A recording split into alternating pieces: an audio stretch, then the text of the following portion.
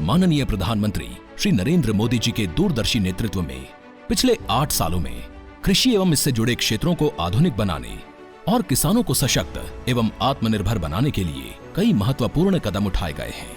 साल 2013-14 में जहां कृषि बजट केवल 21,933 करोड़ रुपए था, वहीं साल 2022-23 में इसे बढ़ाकर 1,24,000 करोड़ कर दिया गया। तभी तो साल 2013-14 में जहां खाद्यान्न उत्पादन 265.05 मिलियन टन था, वहीं साल 2021-22 के तीसरे अग्रिम अनुमान में ये बढ़कर रिकॉर्ड 314.51 मिलियन टन हो गया। वहीं साल 2013-14 में बागवानी फसलों का उत्पादन जहां 280 मिलियन टन था, वहीं साल 2021-22 में ये बढ़कर 333.25 मिलियन टन हो गया। किसानों की कृषि संबंधी जरूरतों के लिए पीएम किसान सम्मान निधि योजना लागू की गई। प्रधानमंत्री जो सम्मान निधि आती है ना, वो डायरेक्ट खाते में आती है, उसमें कोई दिक्कत नहीं, कोई व्यवधान नहीं। और फिर उसको निकाल के हम बाजरा को भी ले आते हैं, गेहूं को भी ले आते हैं, सरसों को भी ले आते हैं।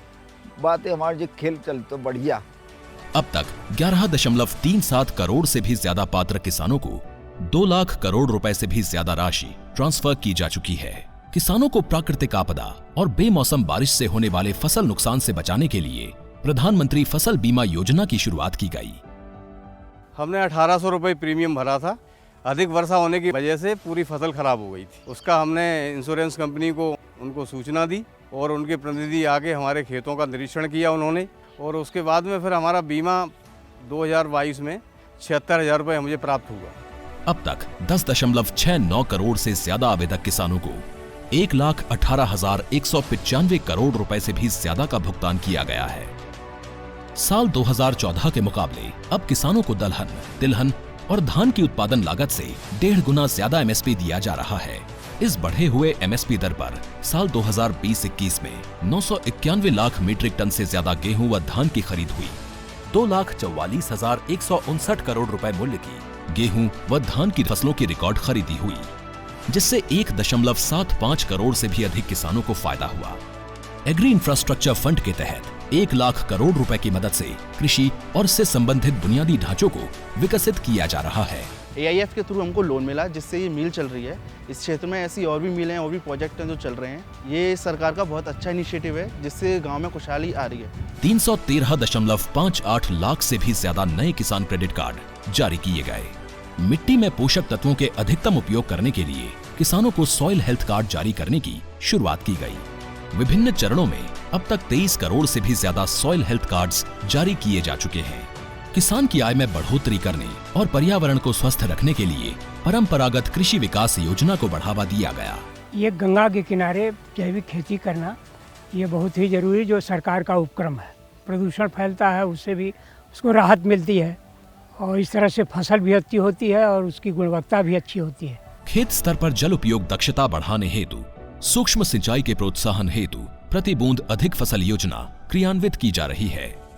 10,000 से ज्यादा नए FPO का गठन और उसका संवर्धन किया जा रहा है। मैं FPO का डायरेक्टर हूं। मेरा FPO पूरा हो गया है। 3,02,000 रुपया किसान का है शेयर होल्डर और 3,02,000 रुपया सरकार दी है।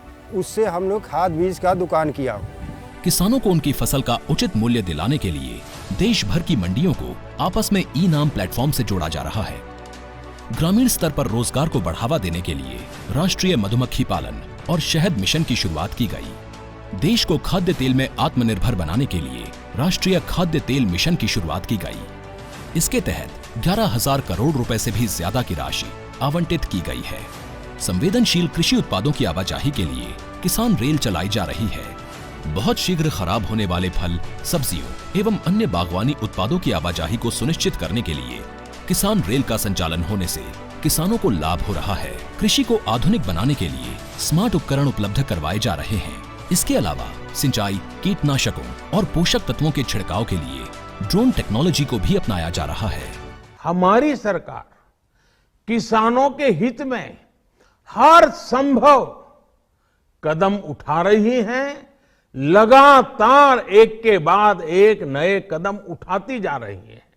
कृषि में रिफॉर्म और ट्रांसफॉर्म के 8 साल शानदार प्रदर्शन से उपलब्धियां बेमिसाल।